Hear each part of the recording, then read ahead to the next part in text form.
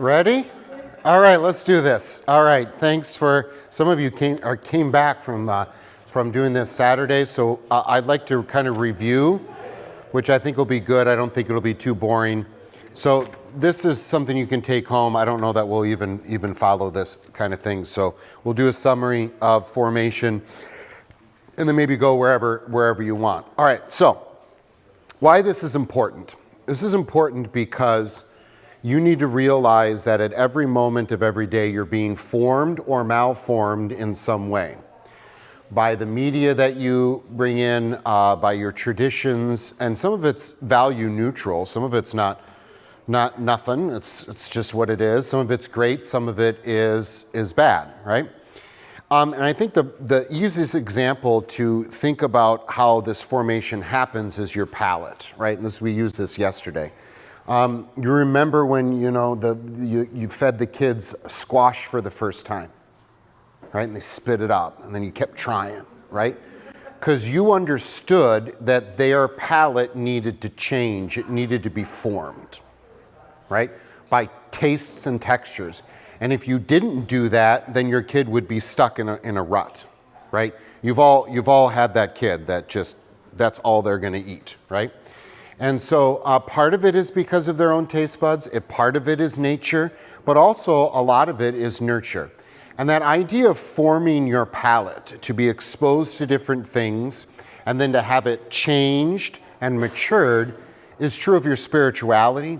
It's true of everything, right? If I'm exposed to certain things, I can learn them, and then I'm formed to love things. And that's what we're really after here, is forming the heart.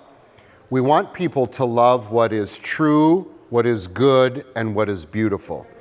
We're not trying to just give people a skill, like, okay, you know the catechism, or in a larger educational model, you have a skill so you can have a middle class lifestyle, right? You're more valuable than that, right? And so what we're after is your heart, that you would actually love this stuff, right? So think about all the ways by which you're formed or malformed, right? So if you were abused as a child, I'm sorry, but you have been formed in a way that you are malformed to think about trust and love.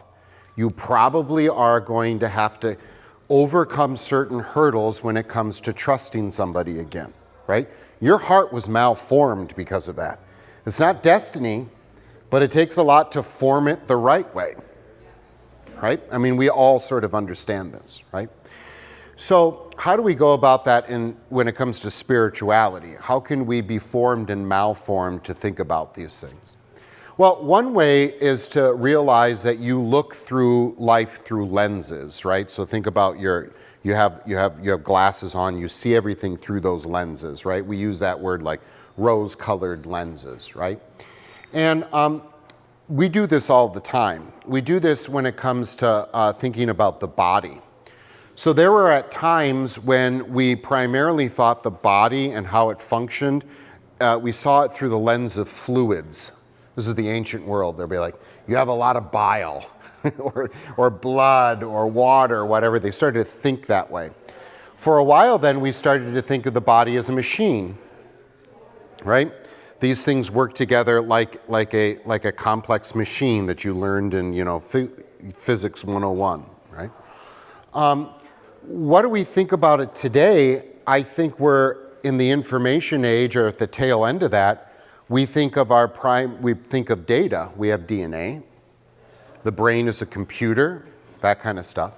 To the point where we tend to miss things because we only see things through one lens, right? And then we miss other ways of looking at things, yeah? So there's an article a few years ago in The Guardian that was really bemoaning the fact that neuroscientists, I mean, these are smart guys, brain surgeon type people, right?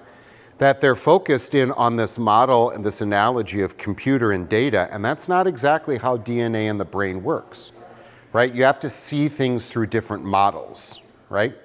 So to be self-aware of what lenses you look through. We use the example of, I think, a major problem with preaching the last, I don't know, maybe 100 years and still with us, is that the preacher often sees you as a student and he's the teacher, right? It's a recipe for a really boring sermon, right? Here's some data. Well, we thought of ourselves and each other as primarily our brains rather than embodied souls. And so it was about information, right? Think about the way this church has changed since I was here in 1991, 92. This is not, churches are always changing because the world is always changing, for good or ill. And Prince of Peace is not unique. There's plenty of churches that have done this. Think about walking in here in 1985. Instead of like thinking about the acoustics affected by the floor, what did we have? And it was really good carpet too, right? What color? Probably like an orange or something, yeah. Right, disgusting, right? Think about Holy Communion every Sunday. Think about the artwork. Think about the liturgy. Think about all of this kind.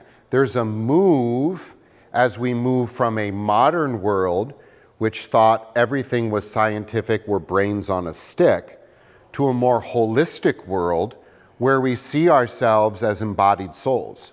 I know some of you are like, the end of the world is coming because, this political thing or, kids these days or whatever.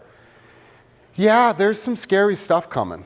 There's some seriously scary stuff coming. But every movement in every generation is a reaction to something previous, and that something previous wasn't perfect either. So there's going to be good and there's going to be bad in each generation, in each philosophical movement. I'm actually quite hopeful for the future because I think we are going to be more holistic, like we are going to see ourselves as we truly are, not just brains, but embodied souls. And you know this, you can already feel it, right? I'm old enough to remember getting a microwave. We got a microwave. Are you kidding me? Like we were straight out of the Jetsons, right? And, but we were too poor to get TV dinners, right? So I don't know why we had a microwave. I mean, we're just microwave, whatever. But we thought in terms of progress. And so like a TV dinner, that's like space stuff, right? This is 1980, whatever. This is like space stuff. Are you kidding me, right? Now fast forward today, and what does a TV dinner symbolize to me and you? Something cheap, something inauthentic, something that would be less than us, right? Well, what changed there? Well, I think we're more holistic that way. And so now young people are constantly taking pictures of their food and annoying the rest of us, right? Look at this, right? Something changed. I'll use another example.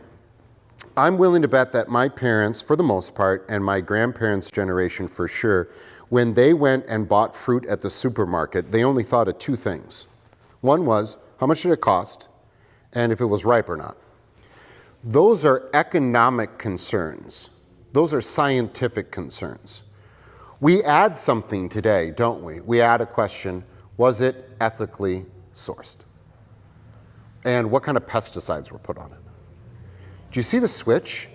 We're a little bit more holistic. We're thinking about ethics a little bit more. We're thinking about suffering. We're thinking more spiritually in a little bit.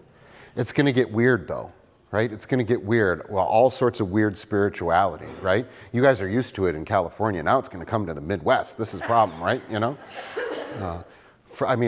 In my house, in our neighborhood, which is a fine neighborhood in Milwaukee, I don't go a day without seeing a Palestinian woman in a jeep. 4 houses down is a Hare Krishna temple in a house. Next to it is an Italian immersion school. I didn't even know we had Italians in Milwaukee. And 7 blocks that way is, a tarot card reading place, right? This is the world we live in. But notice what beauty comes from that. people are thinking spiritually. They're thinking holistically.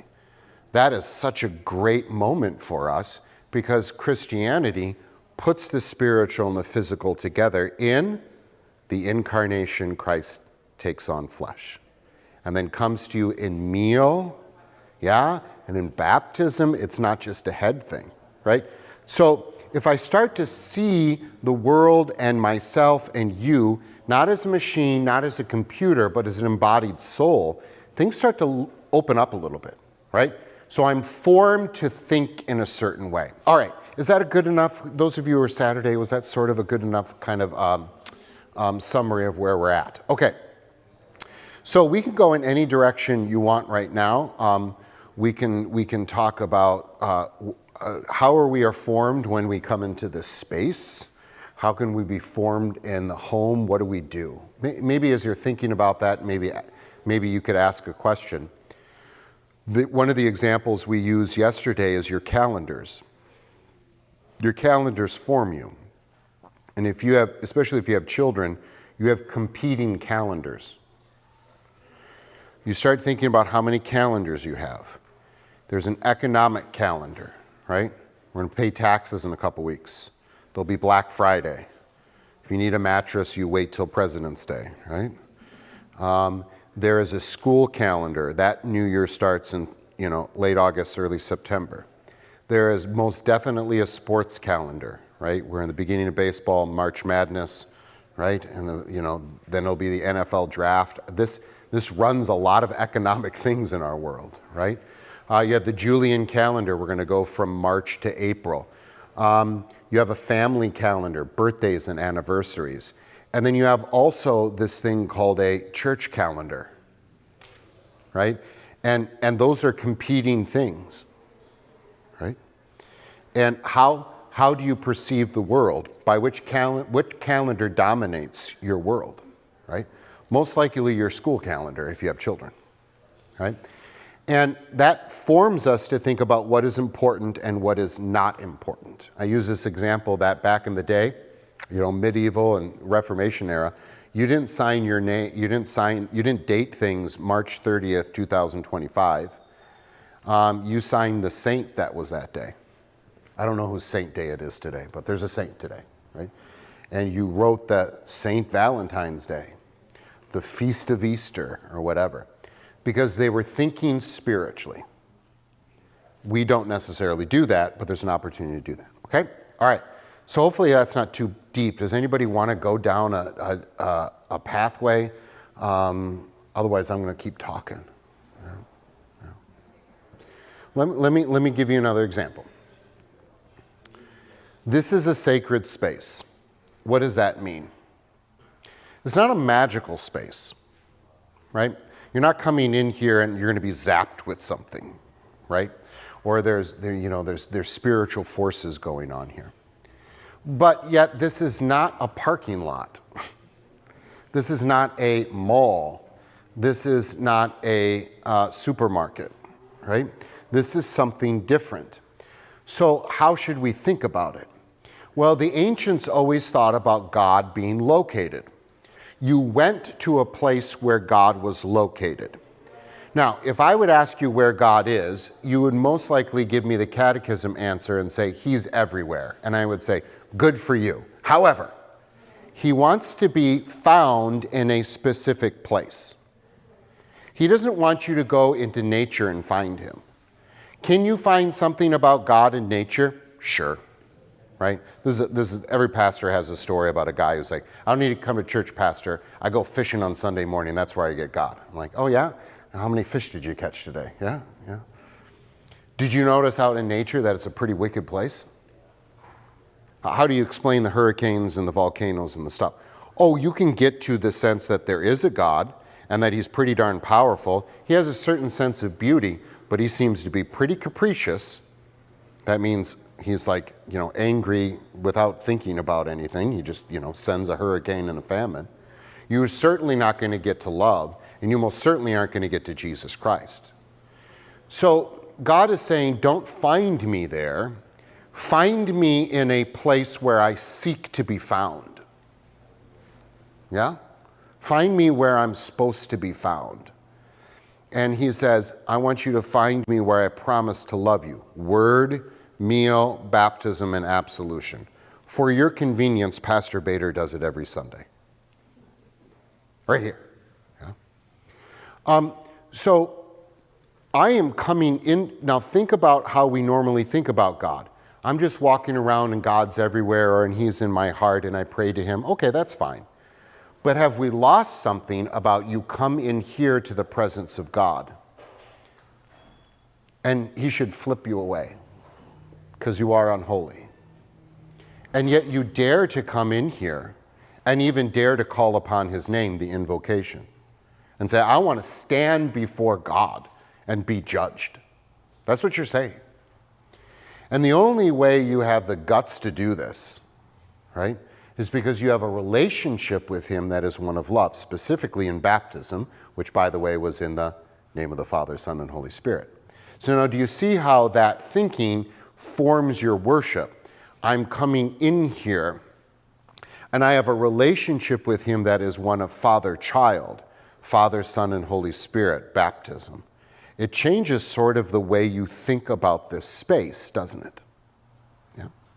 I made this point yesterday when it came to art. We don't do art in the modern American world very well. We have art museums, right? But this is not the same as living in Renaissance Europe or in Southeast Asia where it's just art is everywhere, right? And but the impulse for art does not go away, even if we don't value it as much as maybe other people in other times. Because remember, we're modern, we're up here in the head, we're scientific. The impulse for art does not go away, it just goes to a different place, and I argue it goes to branding, right? So you have art all over your place. It's the Nike swoosh, right? It's the Starbucks lady, or whatever that is, right? And that changes us, right? Art is then no longer something that pulls you into something deeper and connects the spiritual with the physical in a very mysterious but very profound way. It's meant to sell you something. So you are seen as a consumer rather than something that's a little bit fuller, right? That's an example here. I think it's same is true about space and worship, right? So yesterday we said, what's the most sacred place in America? If I would ask 100 different people, what's the most sacred place in America? I'm willing to bet that the answer that would come out top would be Arlington Cemetery, right? It wouldn't be a church, right? But if I would ask what's the most sacred place to somebody in Saudi Arabia, oh, you know that the answer is there. It's Mecca. If I would ask that in even France, they'd probably have to say Notre Dame Cathedral, right? We think about space in a different way. Do we lose something?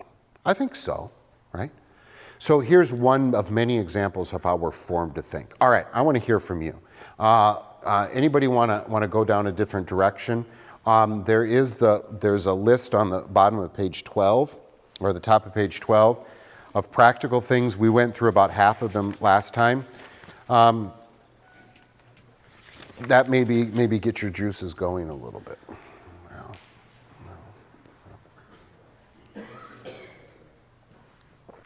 No. Yes, Pastor. You offered earlier, maybe it ties into one of the options was devotion. Yeah. Maybe tied into like formation in the home. Yeah. Okay. So I'll say that like doctors who don't eat healthy. I was a pastor who probably didn't do devotions well at home. I know I didn't, right? And I think part of the hiccup was that we made it a law. Like, unless you do this, then somehow you're, and sometimes it's easier just to give up rather than try and fail. So what is a devotional life? Let's think about the word. It's about devotion, right? And if I said devotion to you, what would you normally think? Well, you're like, I get information from the Bible or from whatever, right? We think in terms, again, of the brain. Rather than forming habits of a devotional life We think, give me information, need to read through my Bible, right? I need to do these things, right? So we're formed to think I have to do something, and it's almost always mental. And then through the mental, somehow I'll have this spiritual benefit. But I think the devotional life can be broader than that, right? There was an old ancient way of thinking about the hours of like the monastery or of like a school. Stay with me. I know I'm going all over the place. Some of you are familiar with the term matins or vespers, right? The morning service and the evening service. Well, there's a service for every 3 hours. And this was kind of a military watch system, right? So at midnight there would be something, 3 a.m., 6 a.m., 9 a.m., noon, or whatever. And if you were a monk, you prayed in certain orders, you got up and prayed every 3 hours, right? And we still have that with us today. And they would memorize this little ditty about how Christ suffered in each of those 3-hour increments. He's on trial at 9 a.m., crucified at noon, dead at 3, buried at 6, right? And had this idea. So that through the day, it was a devotional exercise where at 3 p.m. you go, oof, that's when my Lord died, right? That's one of many examples of how can I have my day-to-day experience have a connection with something beyond myself. So in many homes, they have what's called the family altar. Literally like I don't know what you would call like a little table up against a wall kind of thing, but a crucifix there, a Bible, maybe flowers, maybe even candles. It could be anything. And there was a central location where you would be devout, that you would be more than just, I got to cook dinner for the kids and then we got to go to this flute recital or whatever. That there would be a moment where you say, things are going to be okay here precisely because God did this for me, right? And it's a moment where you go, I don't know, things may fall apart today, but it's going to be okay because Jesus rose from the dead, right? Anytime you have those moments, that's good. And then to teach your children that, right? There are sacred moments and sacred places. And then to have books, the Bible, the Catechism, and the hymnal that they are familiar with, right? In the home, they're familiar with this. You would maybe sing a song, that you would read from the Bible once in a while, that you would teach them catechism, stuff like that. When I was a real pastor, I made little videos, about 110 of them, that rotated through the year, because I knew my families weren't doing it, and I knew that because I wasn't doing it. And so I said, here's a 5-minute video, put it together, and had great works of art as I told a story. And at the end, I said, here's a hymn verse, and I had my own kids sing it. And then here was a pardon of the catechism. Yeah? So hymnal, Bible, catechism. And I said to my families, just press play. That's all I want you to do. Just press play, right? Have a moment where they're going to be in contact with something beyond themselves. Form them to understand this is important and this is more important. Yeah? We could talk more about that. So expand devotion to more than just information, but moments of art, moments of music, moments where you realize things are bigger than you, right? And I think that's something maybe in the American church we're not really good at, where you would come into the church in the presence of God, and there would be a little bit of awe. There would be a little bit of, I'm small and so are my problems, and yet I'm very important because this guy died for me. That's the genius of God, where he at one time says, you know you're nothing, right? You know you're like one of I don't know how many billions that have ever lived. You know dust you are, and to dust you shall return. And then when you pray to him, he's like this, like as if nothing else was going on in the world. And he's like, really? You want the Corvette? Oh my, let me write that down. World's on fire over here, but he's worried about if if you have an ear infection or not. He's like, oh, right? Those kinds of moments, rather than just information, I think are important. Can I do offerings for a little bit? Let's do offerings. If you ask me, how much should I give to the church? I say this. I say you give until it hurts, and I don't mean that you give so like you're poverty stricken. Like God's not impressed with that. He gave you the money. You should go to Hawaii. You should drive this nice car. Like he gave you the gift. Quit being a stinker. You know what I mean? It's like you get a gift from your father or your mother on Christmas, and you're like, by the way, we do this. I know I do that. I be like, it's too much. It's too much. Who have you offended? The giver, right?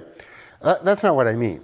What I mean is you give to the point where you say, if we would not be charitable, not just church, but in other places, I could have a better car.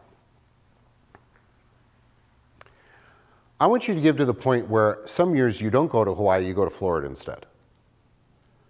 Or you say, we buy the used car instead of the new, wherever you are level-wise.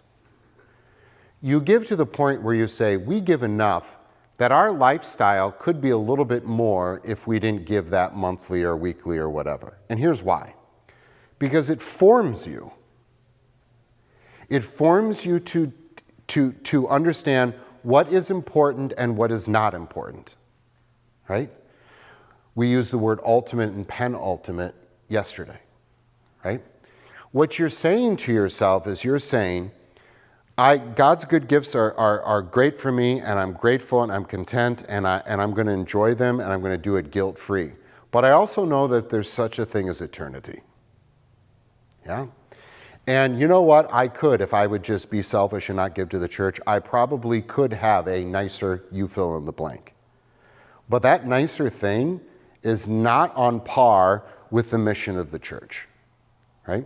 And so my economics forms me to think about gratitude, about generosity, that kind of stuff. And you know what? At that point, the number doesn't really matter, does it? And I'm pretty sure God's going to get his work done with or without your dollar bills anyway. Right? And then notice what happened there is you realize, I think the offerings were more about me than they were about God. Like there's not a celestial bank account where your money goes. You do know that, right? Okay. What does he do with those things we throw up? Well, he just pushes them back down for me. Who benefits from your offerings? Well, you do, right? Because whether you know it or not, this is good for you, this church, right? We'll baptize your babies. We're going to bury you and give comfort to your family. You actually benefit from this, right? So think about all the different things. Think about music, think about media, think about worship, think about prayer, think about offerings, think about all those things. And if you're intentional about them, they form you to think in a certain way beyond just that thing. The offering's not about a budget. It's not about anything else other than forming you, I think, to think appropriately about God's gifts. Right? I know that has helped me. I don't deserve any of this. This is all gift. So then I don't feel guilty about enjoying it, but I also am generous because I've been generous too, right? Somebody's been generous to me. All right. Anybody else want to go down a different road or anything? Yeah. All right, do baptismal certificate, and then you'll be next. Yes. The baptismal certificate, right? Hopefully you have it. I tell my students, go home next break and politely tell your mother that it doesn't belong to her but to you. Pull it out of the scrapbook, frame it and put it in your bedroom wall, and look at it every day and say, today I may lose it all. Today I may go bankrupt. Today I may find out I have cancer. Today I may lose a loved one. Today I may die. You may die today. But what cannot be taken from you is the historical fact that you were baptized in a specific time in a specific place. And so the certificate is like a legal document that says, you know, you're adopted into the family of God. And you can be prodigal, yeah? You can run away too, but you have this adoption paper, which, by the way, means that you're the son, you have the legal right to the inheritance. That baptismal certificate is proof of your heavenly inheritance. You have been made a legal heir to the riches of heaven. And I don't know what this world's going to bring at you today, but they cannot unring the bell of this historical event. That's a good way to start the day.